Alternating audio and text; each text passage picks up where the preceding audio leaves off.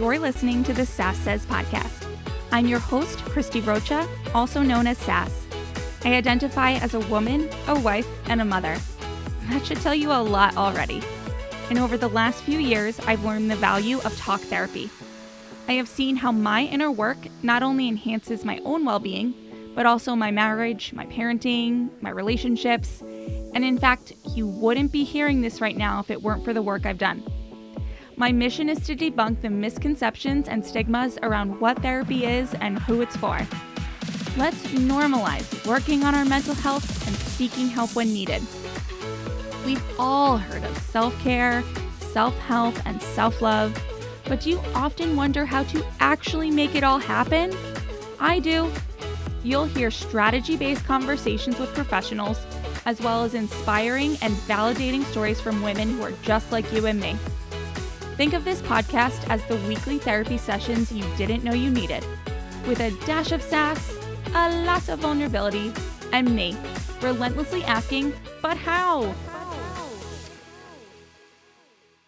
Hi. Okay, so today I am joined by Vanessa De Jesus Guzman, a former teacher, educator, licensed counselor, and mom. Vanessa offers individual and group counseling, parent coaching, and more. Her clients learn more mindful living through a mix of play therapy, literature, art, and games. She is passionate about helping kids become emotionally healthy through a focus on mindfulness and is dedicated to helping adults learn ways to strengthen relationships with their kids.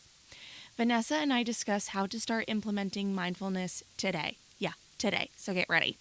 We talk about self-care for parents, parental stress, fostering emotional intelligence in our kids, and of course, communication.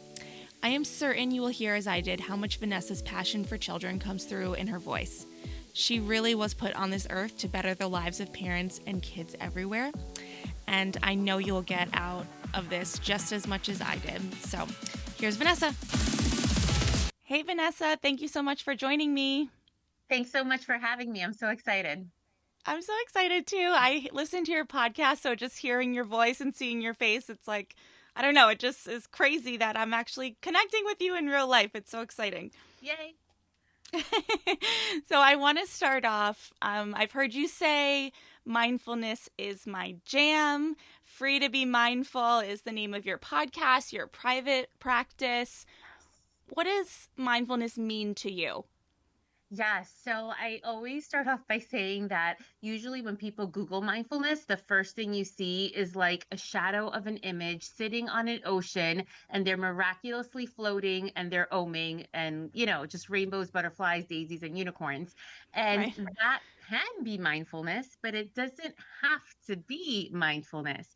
So it's a state, it's a trait, and it's a way of being. So it's being, and the way I even explain it to kids, it's paying attention to the right here and right now with kindness and with curiosity. So you can be at peace while being mindful if you're aware of where your body is and where your thoughts are. But you can also be like mindfully pissed off. Like you can be aware that you're like angry, and you can be aware that you like that your heart is pounding and that you're sweating and you understand where your feelings are coming from, and just that awareness and is really what mindfulness is. But then the layer on top of that is trying to let that judgment go, which we'll get into, I'm sure, a little bit more, because especially as women and moms, there's a whole lot of judgment that we hold, not only for each other, but mostly for ourselves. And then that layer of kindness and curiosity, because when we're open to kind of just being aware of where we are and what we're up to, we can grow after that, and we can see parts of ourselves that perhaps we never paid attention to, or parts of the world that we really kind of bypass. Kind of like seeing the world through our kids' eyes is really what mindfulness is, if that makes sense. Yeah. I think overall, what I'm hearing is that we just need to slow down and tune in to ourselves and say, okay, even like you said, I love that, mindfully pissed off.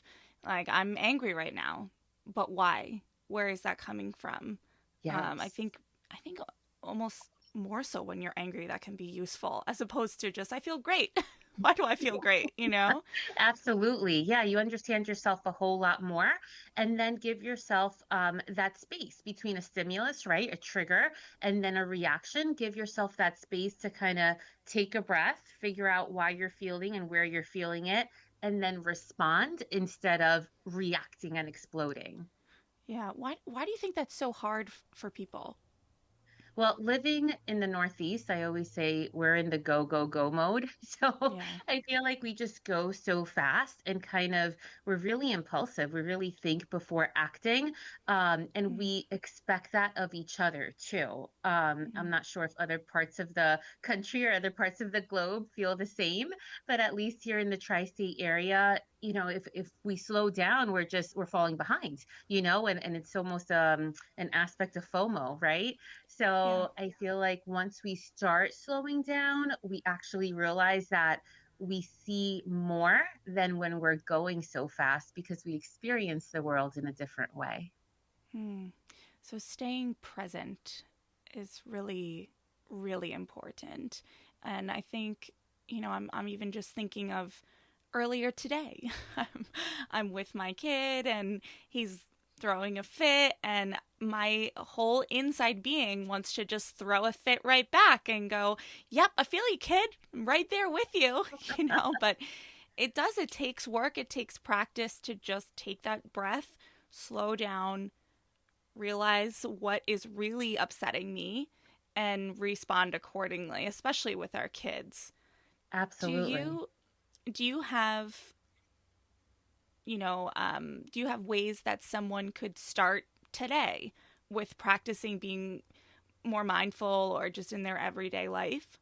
Yeah, I think one of the easiest ways that we can start kind of paying attention to mindfulness and just having more awareness of what mindfulness is starting with your breath. And I like Mm, starting with the breath just because it's something that, yes, it works on its own, but you can also control it. And when you mm, can see what you're controlling and bring more awareness to that, then thereafter you can bring it to other aspects of life. mm, So really taking a breath in and feeling, not just, breathing like and done, right? Because that's what we usually do mm-hmm, when somebody says take a breath, or our hearts go way up, like we're at the doctor's and they say take a deep breath. But mm-hmm. really feeling the air going through your nostrils, really feeling the air going down the back of your throat, and then feeling the air coming out of your mouth super duper slow.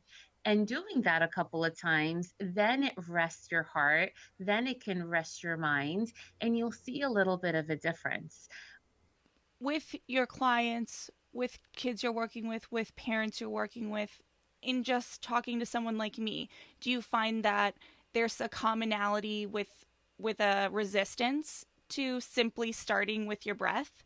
Absolutely. And funny enough, the resistance usually comes more from adults than from kids because Mm, we see it as so simplistic, kind of like, well, you want me to breathe? I'm already breathing. Or you want me to breathe this way? Well, I'm really busy right now. So I'll try it a little later because I don't have the time mm. right now. And it's usually when you don't have the time that you should probably try it the most. So there is a resistance because it seems so easy, or it seems that I'll try it later, or it's not such a big deal.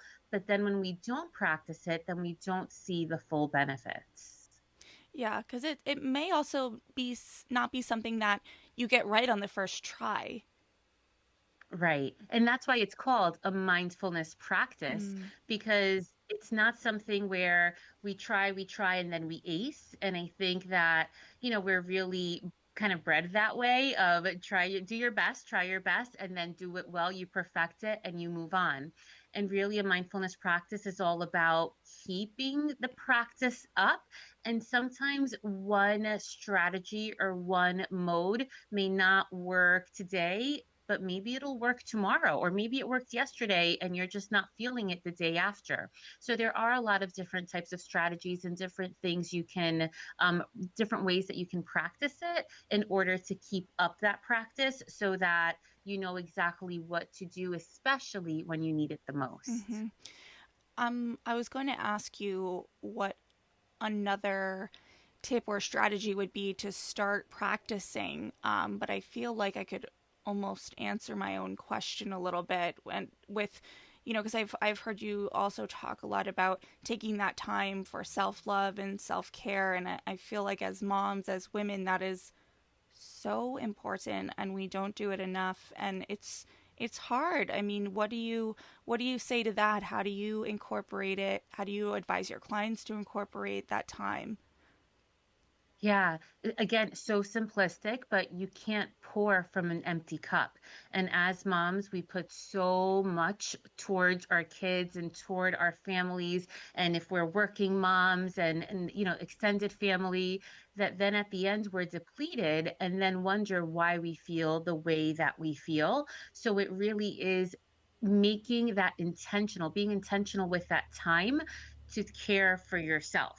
So whether it is just looking at the sunset and Mm. you don't have any outside distractions and you're not scrolling on your phone, or whether it is drinking the coffee while it's still hot, or just a little bit of time before your kids wake up so that you can, just be without having someone pull at you saying, mommy, mommy, mommy.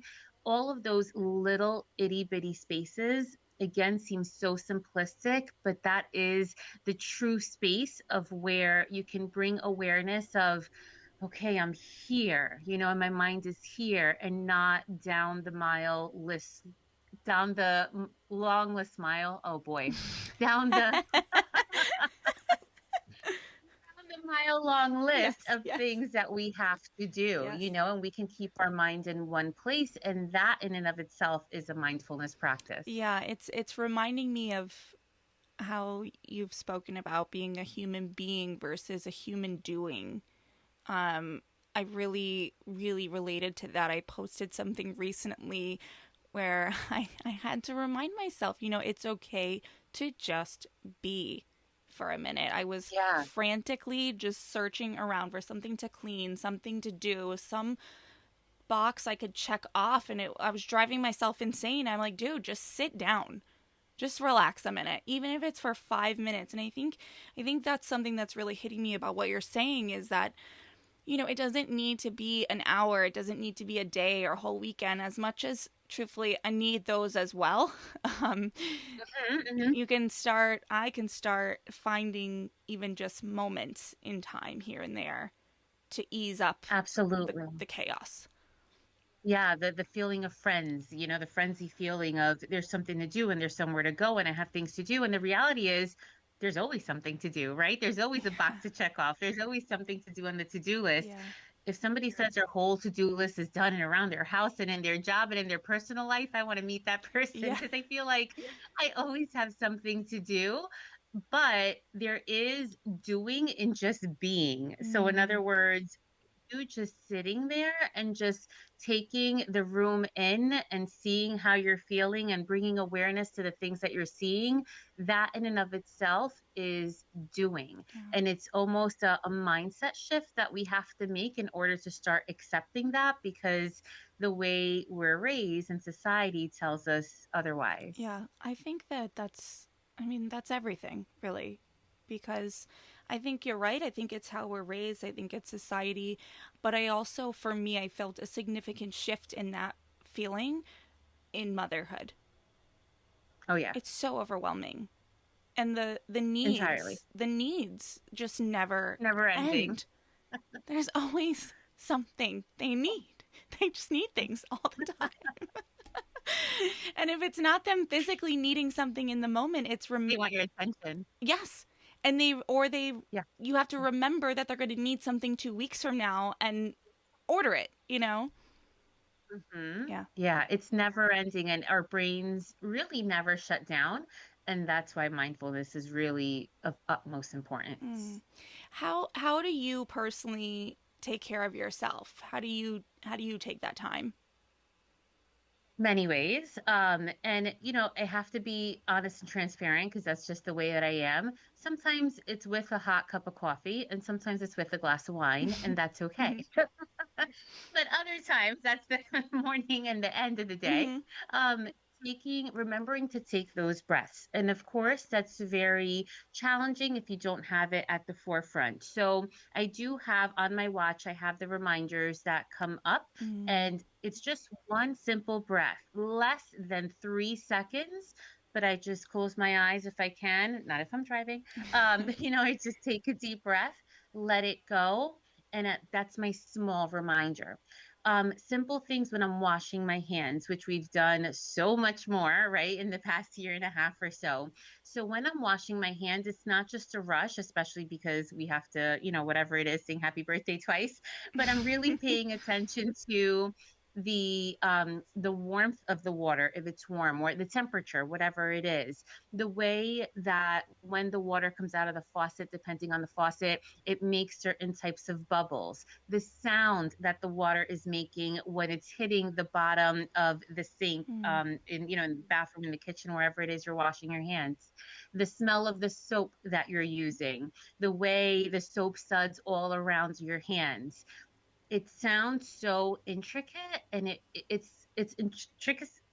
Mm, it's intricate and simple things, Mhm. if that makes sense. Mhm. And when you really pay attention to that, something that we usually don't pay attention to, because if we're in our own bathrooms, we're either looking at ourselves or looking at everything we have to clean around the sink, Mhm. right? Yes. But when we're paying attention to just washing our hands, there we are practicing on staying calm, on bringing awareness, so that when things get more either exciting or more explicit or more a little harder, then we know how to keep that breath and how to keep our cool throughout other types of situations. Mm. So I think of instances like that.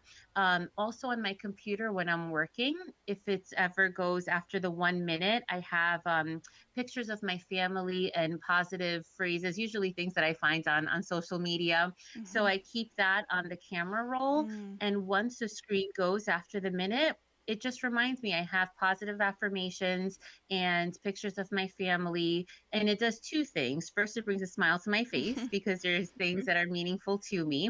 And it just is another trigger, right? Is another reminder of stop and take a breath before going back to the screen. Yeah. And something that I love to do with my son at night is expressing gratitude. So, Mm. right before I put him to bed, we say now 5 things. It started off with three when he was younger. 5 things now he understands grateful for. So, 5 things you're grateful for the day. When he was younger, it was 3 things that you're happy for today. And now it's really cute. He's even turned it around on me and he says, "What about you, mommy? What are 5 things Aw. that you're grateful for today?" And it's awesome to have that bonding time, but it's also great to look at the positives when our brains are so hardwired to always look for the negative. And when we do think more positive, then we see more positive in our world. Yeah. So, those are just simple ways that I integrate mindfulness Yeah. in my everyday life. I'm gonna have to try the hand washing one. It's simple, but I could see how impactful even just those few minutes can be. Yeah. Yeah, and it makes me hate washing the dishes a little bit less because instead of thinking, "Oh, I don't want to wash these dishes," I'm trying to think more of the soap and the water. So, where did you learn to think this way? Was it through your schooling or through lived experience? Talk to me about that. Yeah, I actually got into it when I was pregnant. I signed up for a prenatal yoga class since they said flexibility and mobility is good. So I got introduced to it first, looking for the physical benefits and getting more and more into yoga. I saw how it was also good for my mental health in a way. Just really being in the poses, not wanting to get out of the poses, and just having a broader awareness of what was happening. A couple of years after that, I was taking a grad course. It was a spirituality and religion and counseling course or something along those lines. And the professor began every class with the meditation. And it was an evening class after a long day's work. And I would get frustrated because I would say, "Come on, lady, we all got like places to go and beds to get to go to sleep." But after the semester, or throughout the semester, I really noticed that I longed more and more for it, and I could get into it a little bit more easily.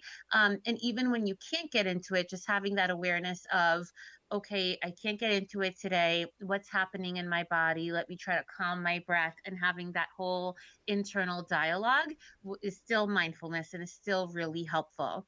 And then I guess throughout the years, I started seeing the connection on how it can help kids with their social emotional learning, Mm, and how mindfulness can help them, stay more calm and really make better choices and not be so impulsive. So that is how I started getting into it with kids. And then now, where I am now in my career, I help educators and parents understand mindfulness and implement it in their own lives, because if they are not okay, then their kids pick up on those vibes and their kids are not okay. So that has been my journey. It's been definitely evolutionary. mhm. It's definitely brought me to places that I wasn't in before, but I will say it's helped me become not only a better educator and a better therapist, but most importantly, a better mom, because Mhm. I'm better able to appreciate the small moments with my own kid. Yeah, so much there that I want to touch on. One, I think it's amazing that that came for you through your own awareness, right? You became aware of how mindfulness can be so useful in your life through your own mindfulness. It wasn't like Yeah. someone just sat down and was like, listen, do this, because that rarely works, right? And then, getting to more of your work and what you do you find that parents are generally receptive to this line of thinking? Where do you find pushback? How does that dynamic work? I think to the idea of there can be more peace and ease in your life, everyone is receptive to, because who doesn't want that, Yes, right? yes. But then to the idea of take a few moments and just bring awareness to your breath, it's not that there's pushback, it's just that there is the idea of, well, with what time and when, Mm-hmm. because I have to do A, B, and C and XYZ, Mm-hmm. and I don't know when I'm going to do that. So that's the first hurdle. And then the second hurdle is, once people give it a try, it's with anything, it's just a consistency of the practice. So I always say I can go to the gym today, but I won't look like J Lo tomorrow, right? It has Right. to be something ongoing. So it's the same thing with mindfulness. We have to remember to, practice it as often as possible, so that we can then use it when we need it the most, and be fully present with our kids, so Mm-hmm. that we don't blink and all of a sudden they're driving off to college on their own. Yeah, I feel like that's gonna happen regardless, right? Any minute. I know. Every time I get sentimental about the kids, my husband will tease me and goes, "Oh, well, he's starting high school tomorrow." I'm like, "No, no, Not yet. I know, make it stop." Oh my goodness. So that I guess that was kind of leading me. I want you to talk a little bit about why you became a therapist. I think that story is definitely worth sharing here. Okay. I remember, I think it was my second or third year teaching. I used to teach second grade. And I don't even know what was happening prior to the situation, but it was something that happened so fast. And one of my kiddos, he swung a table that kind of like flipped and almost hurt another student. Mm, And I had to physically restrain him. And mm, thankfully, the district had already taught us how to do that in a safe way. And he was a bigger kid, for second mm-hmm, grade. So it was tough. Thankfully, it was the end of the day. All the students left, and the administration came and they were able to help me with the student. And then that was it. But I remember afterwards my tears just coming out, because I never yeah. thought that as an educator, as a teacher, I'd have to physically restrain a kid. Mm-hmm, And it was thereafter where I started thinking, do I want to do this forever? While still noticing this is my thing. I always knew I wanted to be a teacher. I always knew since kindergarten I wanted to work with kids. I really think that's what I was put on this earth to do. mm-hmm, But I noticed that I had more of an interest of how that kiddo turned out afterwards. I had more of an interest in talking to the school counselor where I worked, and how she was helping the kids, more so than understanding like the math curriculum, even though mm-hmm. that was important. But I saw that my passion was pulling me in that direction. And after that instance, then that's when I enrolled in a grad program to become a school counselor. And once I was in the program, and even once I was a school counselor, it's amazing how the different types of relationships that you can build with kids inside the classroom, but when it's outside of the classroom and you don't they don't have the expectation of this person is trying to teach me, Mm. math or science or language arts, but this person is really trying to connect with me. I thrived on that whole process, on that whole experience. However, I saw that a little bit of a stop sign because in a school you could only go so far. It's Mm. only until how you're helping the child reach academic success, Interesting. and a lot of these kids needed so much more. And that's when I knew I not only want to help kids in a school, but I also want to have my own practice after school because I have the time for that, and then can go into those deeper levels of helping kids out, with their mental health in a different way than you can in a school. Yeah.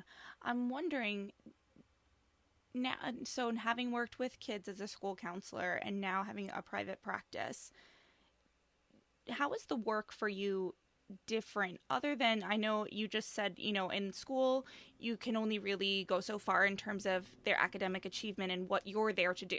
Like almost like stay in your lane. Right. But I'm wondering, I guess what I'm getting at is to have to work with kids in your private practice, you have to, I guess, have parents who are open to therapy. I mean, Absolutely. not everyone is. And I'm Yeah. wondering, what are the types of parent, like I don't know, what kind of parent is open to therapy? Like what's going through their minds? Is it their traits or what? Like what? I don't know. You're nodding, so I feel like you get me, but I don't really I know how completely, I don't know how to ask what I want to ask. completely understand your question. And I will share with you that before in that gap, being a school counselor and having my own private practice, I've worked for an agency doing in-home therapy. So Interesting. I will say that when I had the in-home experience, sometimes it was something that had to be done because of the Division of Children and Family Services, Hmm. and it wasn't perhaps something that a parent signed up for. Sometimes it was voluntary, sometimes it was not. Mm. So I've worked with families where sometimes it's resistant, and I was in their home at that, Oh my right? So it's goodness. kind of like, all right, Woo! this lady's here Giddy again. up. Yeah, like let's try to, let's just hope the hour goes fast. Hmm. So I've worked with that type of family, and I still love it, and they have a place in my heart because all families need help, in some way or another, but especially when there's a mental health need. But in a private practice, yes, I am working with parents who see the value, who are willing to pay out of pocket, who are willing to take time out of their schedule and their child's busy schedule because they see the value in counseling and they know that their child can grow or can make a change. And sometimes it's for them, sometimes it's for the parent child relationship. So I have a lot of sessions where I bring families in with their child. Sometimes they're littles, as I say, like 7, 8, 9. Hmm. Sometimes they're bigs, 15, 16, 17. And we have a session together. And Hmm. it is a beautiful thing once the session is done and you see how the energy shifts between, when especially having a teen, right? The teen on one side of the couch and the parent on the other, and everybody has a Yes. face on. Yes. And then by the end, where they really come to an understanding in the way that they communicate, come to Hmm. an understanding in the way that they listen to each other, as opposed to just wanting to respond, and really coming to an understanding of, I get you, and I'm willing to make these changes in order to get you more and have you get me more. Hmm. So there is a difference in working with, out of a school where just academic, in home where sometimes they don't want you there, and then in a private practice where, you're getting paid outside of a school to do something more. Yeah. What are some of the common instances that a parent would feel moved to have their child see a therapist? Yeah. I always say if you see your child's everyday life being impacted by something else that's happening. So they're no longer, perhaps if they were happy, or even if they were kind of like, a little bit flat, if anything about them changes because something is impacting their everyday attitude, then you got to do a little bit of a deeper dive. Like what's happening in school, what's happening at home, what's happening in their personal lives. And if you can't get to that at home on your own, that's when coming to therapy is a good idea. And Mm, it doesn't mean that your child has to have depression or anxiety. Sometimes that is the case. Sometimes it's as simple as your child's having a hard time navigating social relationships in school, mm, or having a hard time navigating having a really tough teacher that year, or really putting high expectations on themselves, or sometimes it's a family mm, putting high expectations on the child and not even noticing. So not everything is a super diagnosable case, but you mhm. can still seek outside help in different types of instances. Yeah, I think that that is, in my view, and I would be curious your opinion, one of the most common misconceptions about therapy is that something has to be wrong with you, something traumatic has to have happened by, and when I say traumatic, I mean generally accepted trauma, the Right. big ones, not just like you said. I mean, having a tough teacher for a little kid, that could be traumatic. Yeah. Do you? I mean, is there any? Would there be any other misconceptions about your work or about therapy that you'd want to add to that? I think there are different misconceptions, not just in general society, but also in different cultures as well. Oh yeah, Whereas, oh, we can't go talk to anybody else, and that means my kid is crazy, and my kid's not crazy. I'm not crazy. right. Or that means I'm a bad parent, or I failed somehow. I failed my kid somehow, and I'm not supposed to ask anybody else for help because we're supposed to just have it. Yep. Or that means that, my own mom and dad, right? Or my child's grandparents, that means that they're not helping me enough, or perhaps our church or community is not helping Mm, us enough. So there's a lot of different things that sometimes stand in the way, hurdles that stand in the way of families making that step to start to seek out therapy. And I always start my very first session always with letting families know, I know I'm a stranger right now and you're about to spill your guts to me. I acknowledge that yeah. because it is hard to take that first step.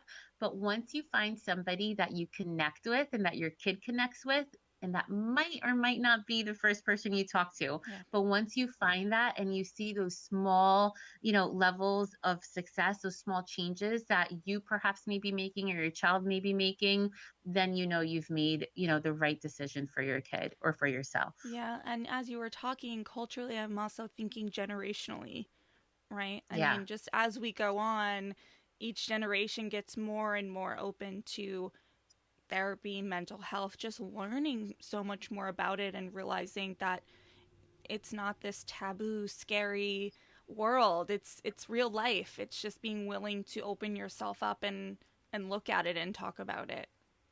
Absolutely. I'm first generation. And sometimes my parents Mm. still ask me, like, well, what are you helping people with? And like, people are actually paying you for this? And I'm like, yeah, they are. Like, you've raised me well, and school was great. Yeah. I know what I'm doing. Yeah, well, I'm sure I'm sure that that I'm sure that that's been hard for you too at times, right? I mean, just having your own parents not understand fully what you're going through, and what you Yeah. do. I mean, I feel like I've had that a little bit, right? My mom was always very, let's talk, let's do this. We were very close, and um, she always talked to me about spirituality and things like that. So she's very open. But in this past year, I've struggled a bit with depression, anxiety, postpartum, a little bit, and I think what I'm learning and what maybe she isn't as hip with is Hmm. is that it's not really an illness. Right.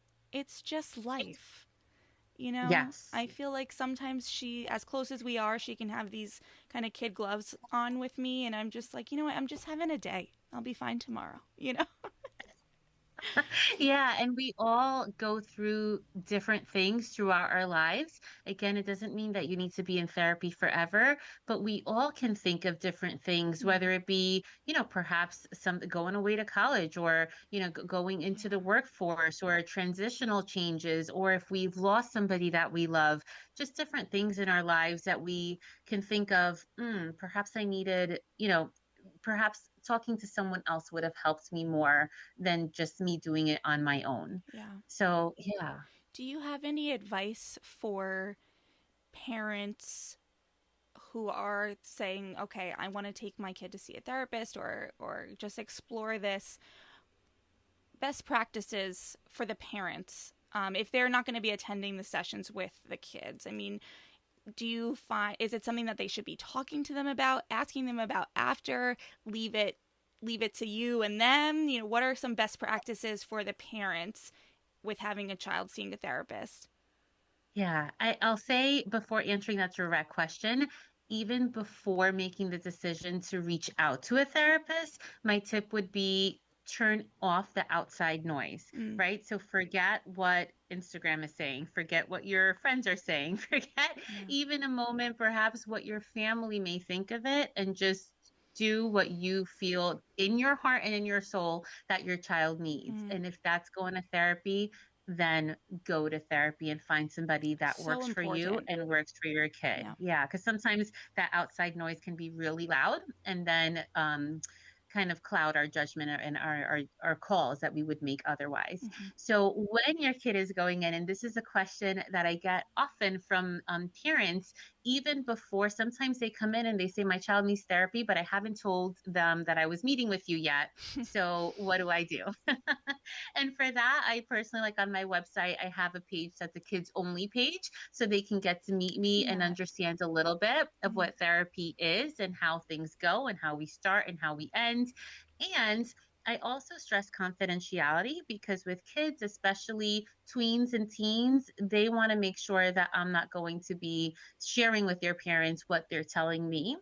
And I make a case for that with the parents as well, that you're not going to be told word for word of what your child is saying, but I do share general themes with getting Okay. your child's permission at that, because your child is the client. So I let my parents know that and let the kids know that. So with that's with older ones. With littles, I just have parents tell the kids, it's somebody who helps out with feelings, right? So, and sometimes they know most likely what a school counselor is in school. So it's like a school counselor, but outside of school. And that's like an easy way to get kind of a kid through the door of, I'm going to go see this lady or this guy or whomever. And this is what they're going to be helping me with. Mm, As far as after sessions, sometimes they really see that time, kids see that time as their own time. And imagine if you yourself had a therapy session and then your parent or your partner or spouse or friend said, well, how'd it go? And what'd you talk about?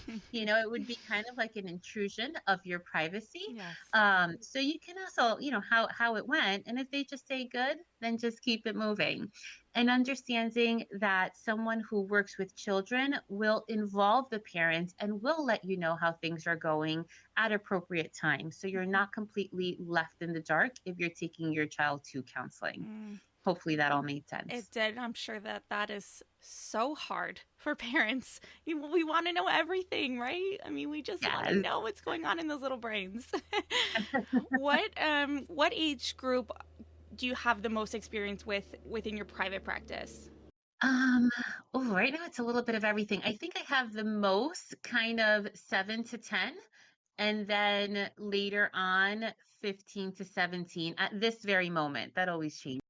All right, so just because this is my show, my kids are much younger. My oldest is 3.5, but thinking about them getting older, wanting them to feel like there's this open line of communication between them and me, wanting that our home and our relationship to be a safe space for communication. Do you have any advice that I could start to implement now, or when do we start to implement whatever it is you're about to tell me I do to make that happen? Yeah. And I mean, we can start implementing things as soon as our kids are like 6 months old. So it starts early as far as really enhancing things to grow their emotional intelligence. So with a baby, and we do it naturally without putting a label of this is, working on emotional intelligence. So we look at them, we smile, Mm, we goo goo gaga, right? Or whatever, baby thing it is that we do. And in that same communication, our kids are learning how to read our facial expressions, how mm. to read our body language, how to read when my parent smiles, I smile back, and then they go crazy for it. So they're making all of these connections from the time that they're babies. Toddlerhood, which is sometimes I'm can be a like, monster. I'm struggling. I'm struggling. Toddlers are tough. They really are tough. And I laugh because as I think back at my experience, I always say I myself am not perfect and I myself lose my marbles as well. So I definitely have had Mm. those moments that I'm like, the banana just broke in half. Why is he on the floor Bananas throwing a are the full on worst tantrum? fruit on the face of the earth. The strings, do you want it cut up? Do you want to eat it whole? The skin when they're done. It's a whole thing, Anything. If bananas. they have like the brown spots in the Oh middle, my it's a god. thing. Forget it. And you So can't yeah, even just cut the brown spot off. It's like the whole banana goes in the trash. It's horrible. yes. That's the first example that comes to mind when I Yes. think of when my kiddo was a toddler.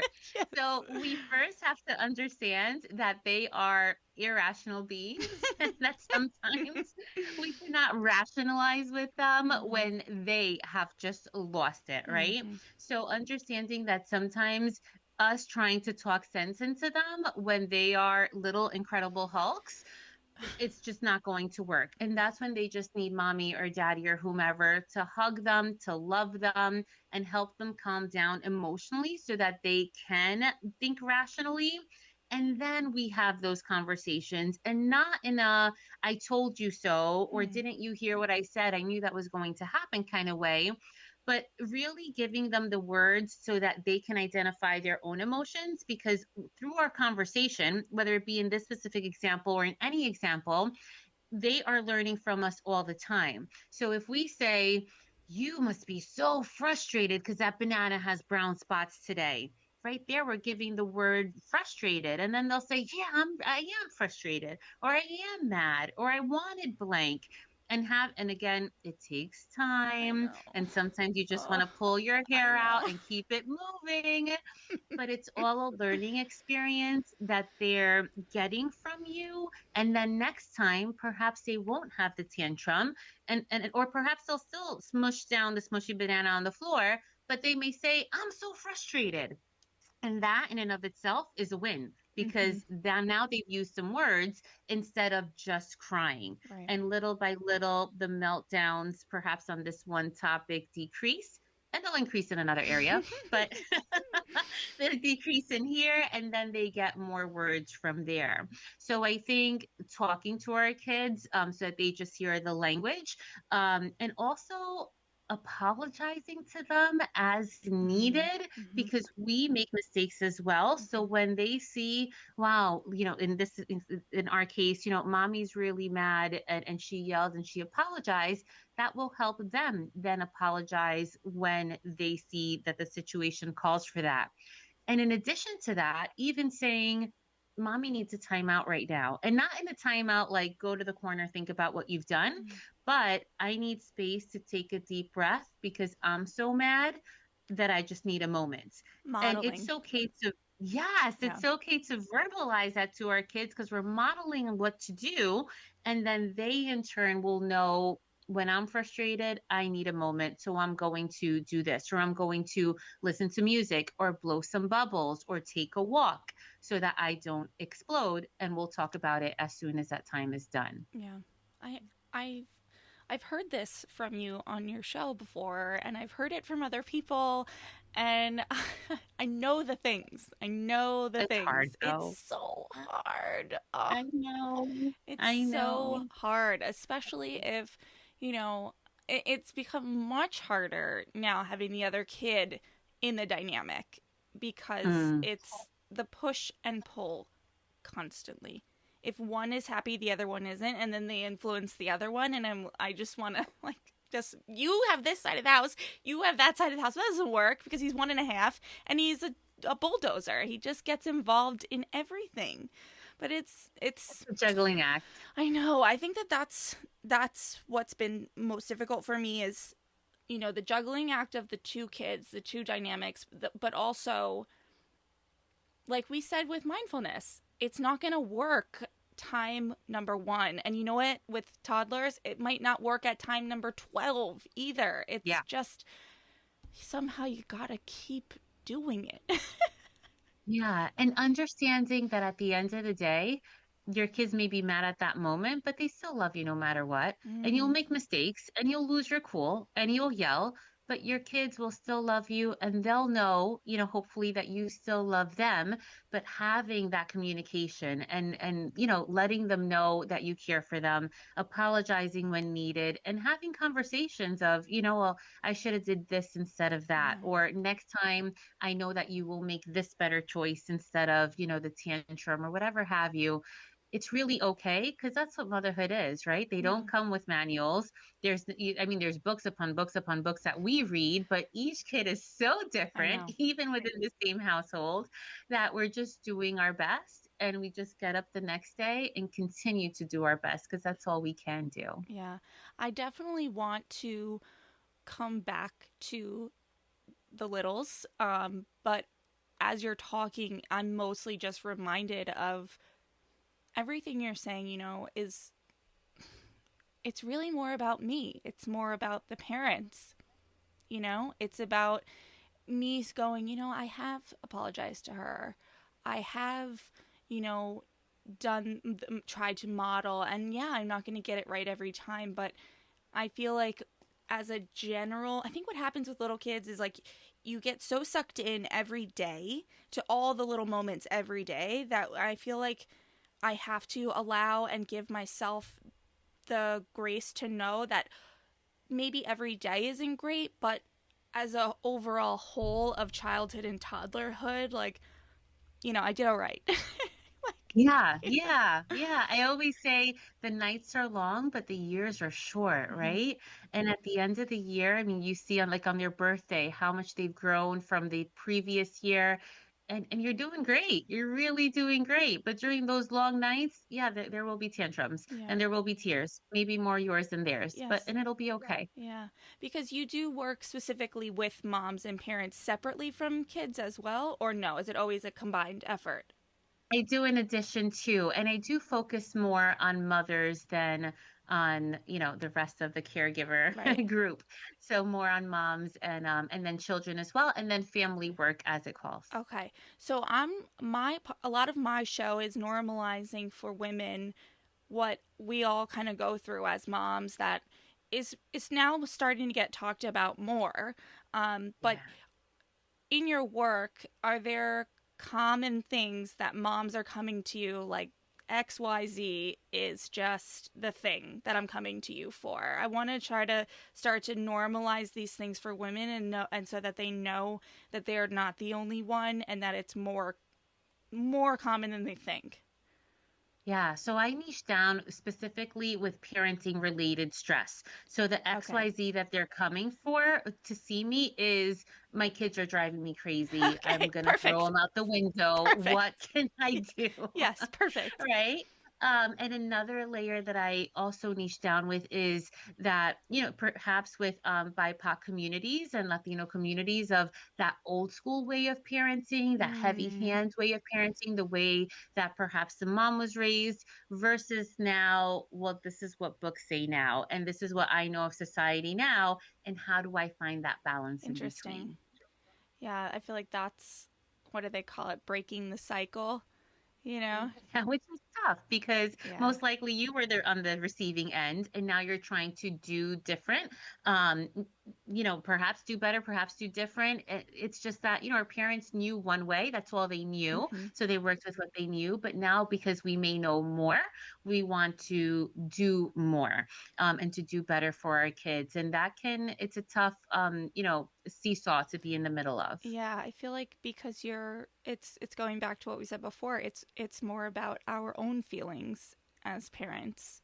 Yeah, the kids Yeah. are driving us crazy, but they're driving us crazy. I mean, partly because bananas are silly, but also because of what they're triggering in us from our childhood, from our experiences that maybe we're okay, we're not okay, and having to navigate that. I mean, I think it's probably the hardest thing to do ever. 100%. And understanding like some of the things that our kids do are developmentally appropriate. It's developmentally appropriate for a 3-year-old to have a tantrum because that's just what they do, right? It's Hmm. developmentally appropriate for, a tween to kind of push your buttons and test their boundaries because that is where they are in life. And, studies after studies and book after book and generations after generations have showed us that that is what happens in that stage of life. Yeah, However, the way that we respond to the situations, that's where, we can do some work on and yeah. perhaps improve a little. That's so true because I think, especially now, there is this need to always have your kid be ahead of the curve in some way, right? Oh, Yeah. they know their numbers, they know their letters, but do they know how to say what they need? Do they know how to go to the bathroom? Do they know how to take care of themselves? I think that I heard this from someone that I was in a fitness group with. She's a early intervention teacher, and she was saying to me that parents of 3-year-olds come to me all proud that their kids know colors. I'm like, but do they know how to use a fork? And parents have started to prioritize potentially, I don't want to say the wrong things, but just maybe not the age appropriate things, like you're saying.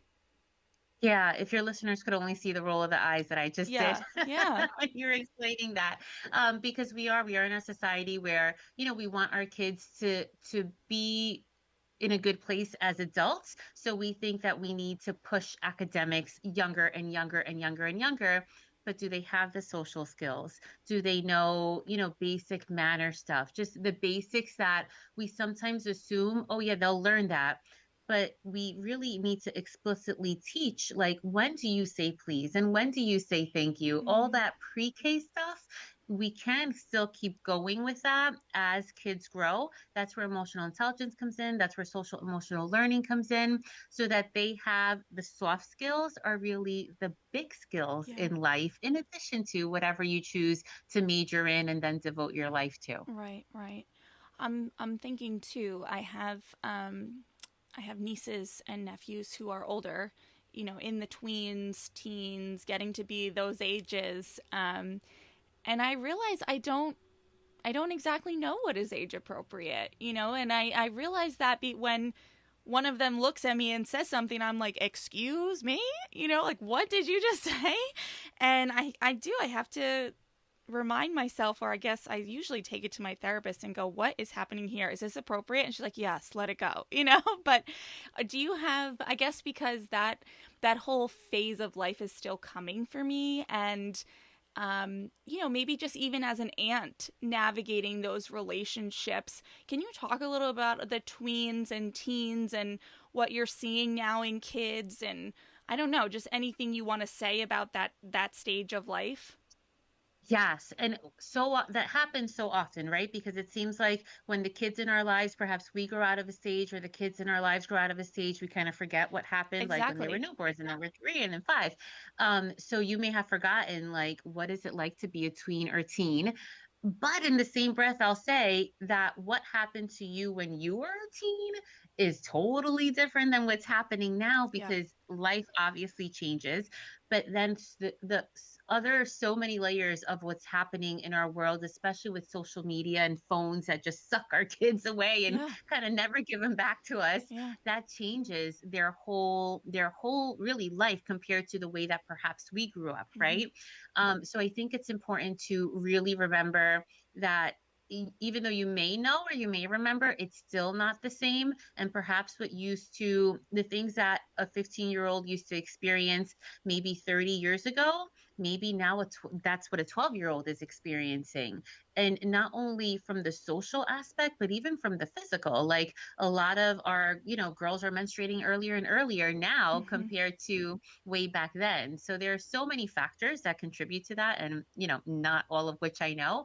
But it is important to keep in mind developmentally what they go through. It brings me back to a book called Yardsticks, and that specifically talks about children in classrooms, but it lets us know, what they should be meeting, at grade blank, and at Mm. age blank, so that we know what they're what they're going through at different stages in their life. And when we don't know what they're going through, taking a stand back and really just observing, like, what is happening, how are they acting, how do they shift from acting with their friends to how do they shift acting at home, and then communicating, this is what I noticed, talk to me a little bit more about this, and understanding that most of what they say will probably not make any sense, but still Yeah. listening to them. And that's the very, very first step of trying to understand your kid or another person's kid a little bit more, because so often we talk to our kids Yeah. and we don't talk with our kids. Yeah. And if we just listen a little bit more than we spoke, we'll probably learn a ton. Yeah. Yeah. I find myself desperately wanting to connect with my niece and nephew who are a bit older, but I'm obviously not at home with them every day. And, me being me, I want to sit down and go, how are you feeling? What's going on? And I'm just like, you can't do that. Like, they're not going to No. respond. I mean, how do you, how, I mean, I don't know if this is just too specific of a question, but how, as someone who's not in their house every day, how could I start to have that communication and cultivate a little bit deeper of a relationship with a kid who's 10 to 16?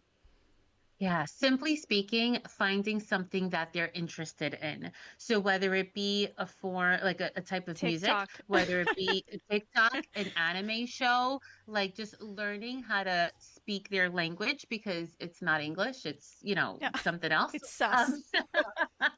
I know a so few. It's sus. There's a bunch of words. I don't know. I'm a chug. seriously, and you're like, wait, what?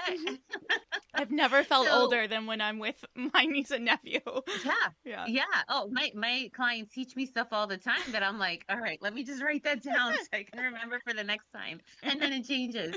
Um, so learning how to speak their language and finding their interests so that they can take the expert stance, the Mm, expert role rather, yes. for a change Mm, than someone else telling them what to do and how to do it. And when you do that, then you've at least hooked them in, mm. so that then you're kind of cool in their Yeah. eyes and they kind of start listening to you, and then you start that rapport building and relationship building, and then you can go from there.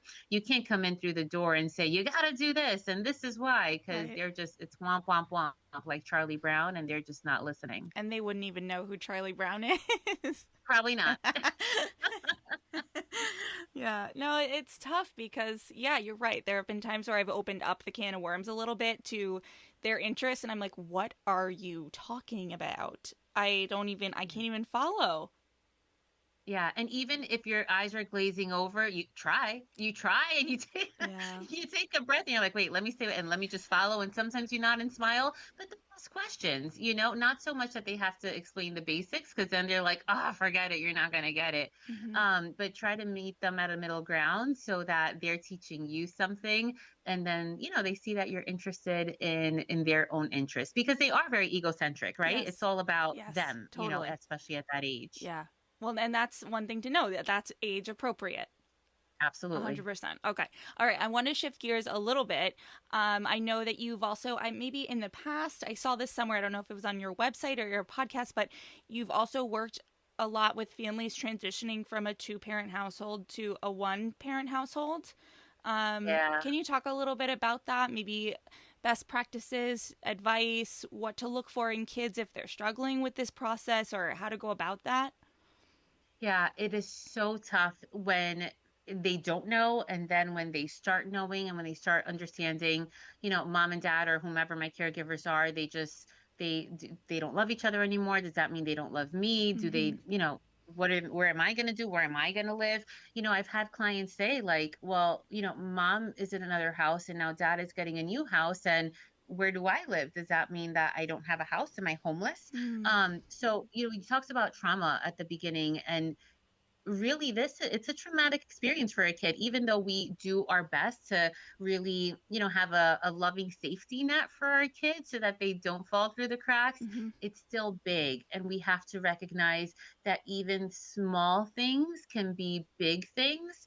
And that's where having a third trained licensed professional can really be helpful, because it is a really big change for our kids. Just as, starting a new school year with a new teacher or transitioning from elementary to middle school, this is a big transition in their life that they need a little bit extra TLC in order to really manage it, to manage their feelings, especially when sometimes the situation can be a little ugly and can Right. be a little hostile even Right. between parents and caregivers.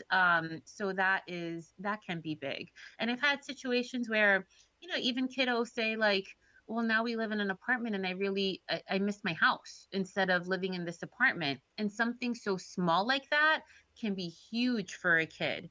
And just having them have the space where they can process that can be really beneficial, as opposed to just saying, well, they're okay. They're managing, they're still smiling. There can be a lot of hidden feelings that they then don't want to share because they don't want to hurt mom or dad or whomever's feelings. Yeah.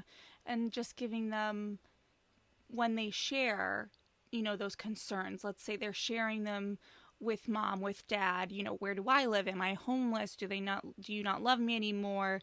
I mean, this, I'm sure, is so different for everybody, but put yourself maybe in the shoes of someone listening going, yeah, what do I say?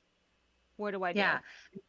We first and foremost want to validate their emotions. And I think as parents and caregivers, we often say, no, but it's okay. No, of course I Yeah. love you. We No, want to that's not what's fix it. happening. Yeah. Yeah. And once we do that, then unknowingly, what we're doing is just striking, right? Erasing everything they just said. Yeah.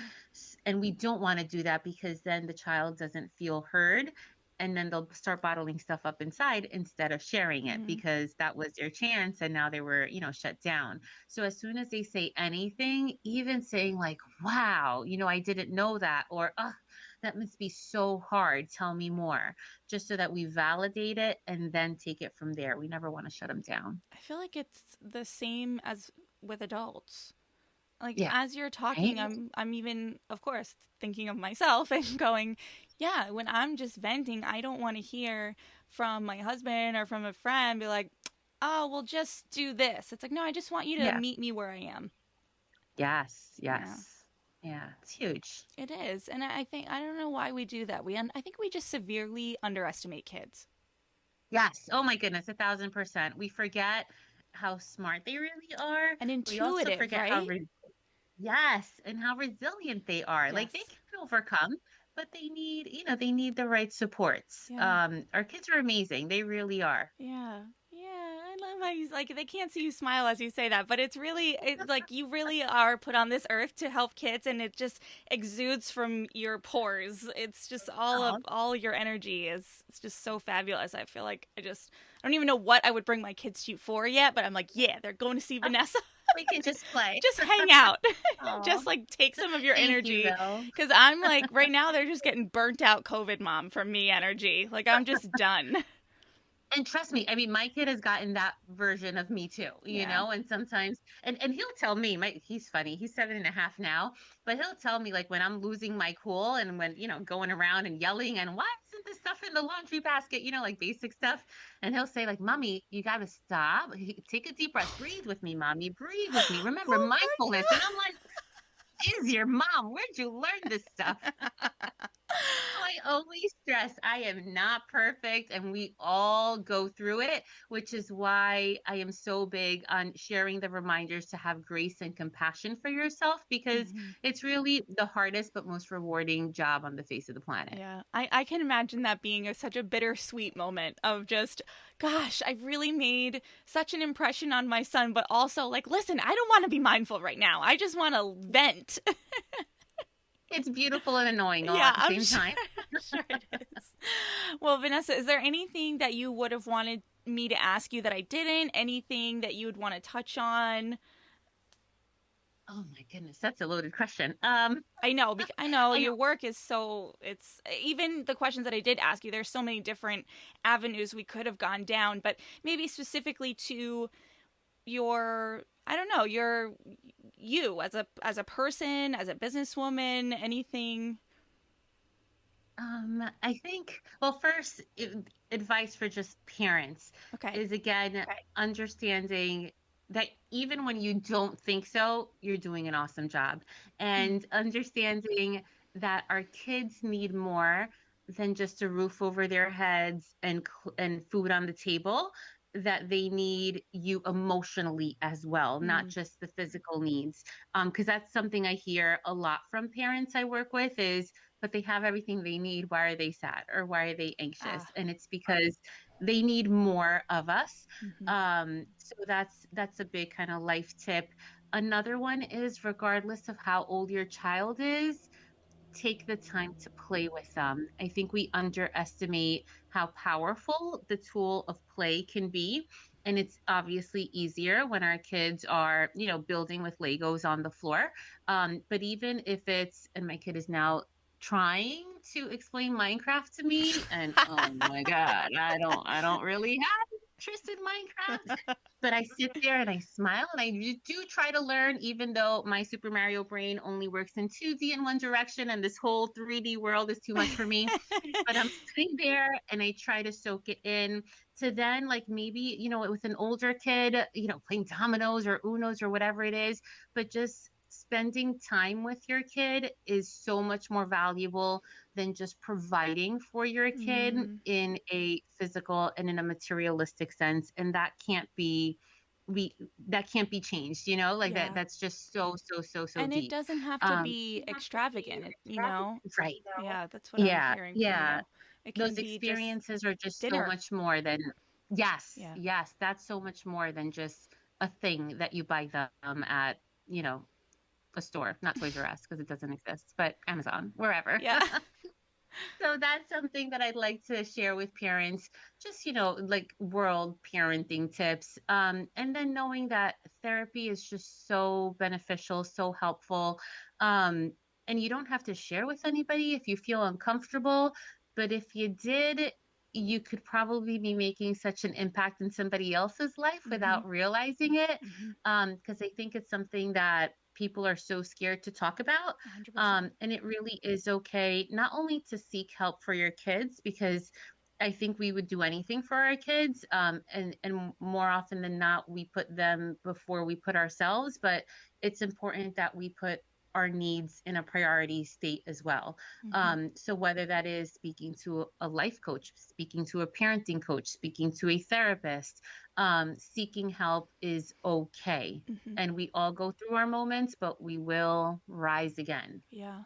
Yeah, I'm so glad you said that because I think that it's human nature in to some extent to want the okay from someone, right? I mean, our we work towards just getting that for ourselves, but we do often want the approval or the sort of I don't know, the okay to say if I look at Susie and I go, "Yeah, you know what? I'm going to therapy." She might go, "Oh, Christy goes to therapy? I guess I could go to therapy too," you know? So Mhm. I'm so glad you Mhm. said that because it matters and people need to hear that the seemingly totally put together on paper people are still seeking help and are getting it in the form of therapy. Absolutely. Yeah. Yeah, I have a therapist and I love it. And it helps me, just do better. Yeah. It's like Yeah, a check-in. It's just, it's kind of like being absolutely. mindful for an hour. Really, without interrupting of mommy, mommy, mommy. Or judgment or fear, Yes. and just Yeah. letting it all hang out. Yeah, and that feeling of, almost when I go to the chiropractor and I feel a little bit lighter after stepping out of the chiropractor, it's the same type of thing, but emotionally, I just Yes. feel lighter, and it's sometimes it's not, again, doesn't have to be every single week for the rest of my life, but it's just seasons. And when you're going through a hard time, give somebody a call and you'd be surprised of not only the change that happens within yourself, but the tools that you learn to then implement it when you need, those tools again. Yeah. Yeah. Yeah. I love it. I love it.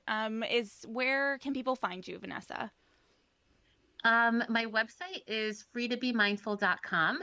I not only talk about therapy on there for New Jersey residents, but I also house my podcast on there on Mm-hmm. freetobemindful.com and blog posts and just different things that can be of interest. And I'm working on a mindful parenting course, which I'm really excited, which is coming soon.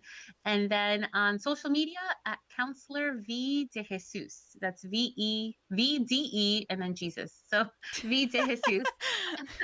An easy way to remember.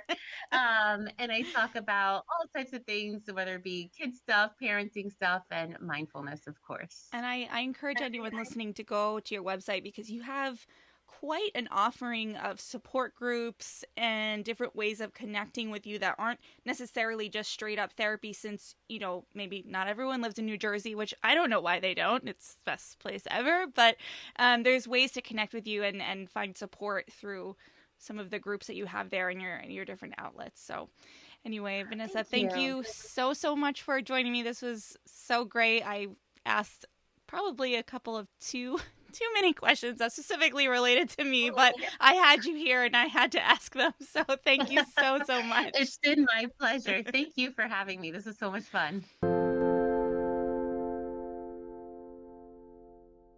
So, of course, I'm thinking about the kids who are fortunate enough to work with Vanessa, but really, I am thinking so much more about their parents. I mean, I can imagine taking my kid to a therapist and it being Vanessa and just thinking, jackpot. I think it says so much about her that she has an entire page of her website dedicated to helping the kids understand who she is and why she's in their lives and what they're even doing there. Her combination of educator and therapist is just magical, and I think it's great. So, the obvious takeaway is mindfulness, right? And we've heard this before. Slow down, be present, and I definitely encourage you again to check out Vanessa's variety of resources on this topic. But I want to talk now about perhaps the less obvious takeaway for me personally, and that has to do with the comments surrounding parenting being more about parenting the parents and the direct comments I made in reference to my own mom and mental health. And my mental health, really. But I want to say this delicately.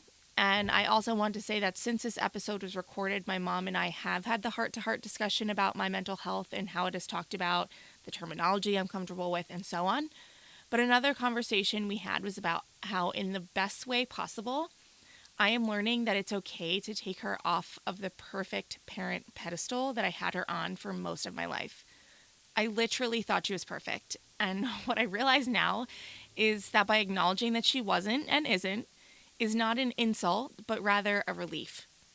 There are no perfect parents. And I'm sure it was nice on some level for both of us to think that she was perfect. But now, being a mother, I can start to let go of being quote unquote as perfect as she was, because she wasn't, you know?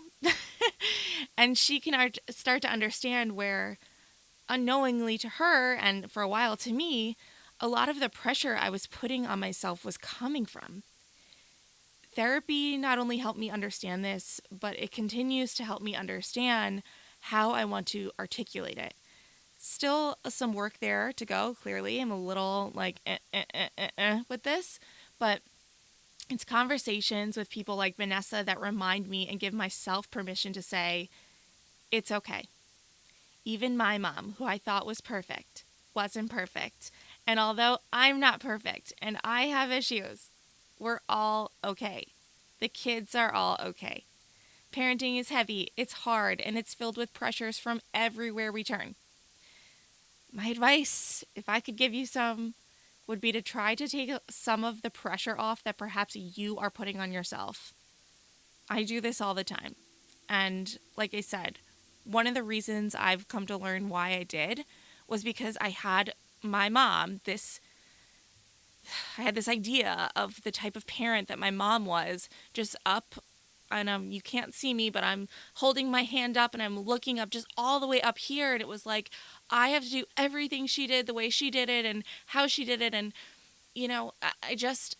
I can't do that because I'm not her. But also, I've come to learn too that my perception of the things that she did and how she did them, it was my perception as a kid. So I've had to also reevaluate where I got some ideas from and where I got things in my head from, because I was just a kid. So anyway, if you're listening to this, if you're following Vanessa, you're doing the work, and you and the kids will be okay. I think Vanessa would want me to say that again, and because she said it a few times, that we're all going to lose our minds, we're all going to mess up, we're all going to do something that we don't like, but the fact that you're trying, the fact that you're listening, the fact that you're, wanting to be the best version of the parent you can be for your kids sometimes it's enough. It's enough. All right.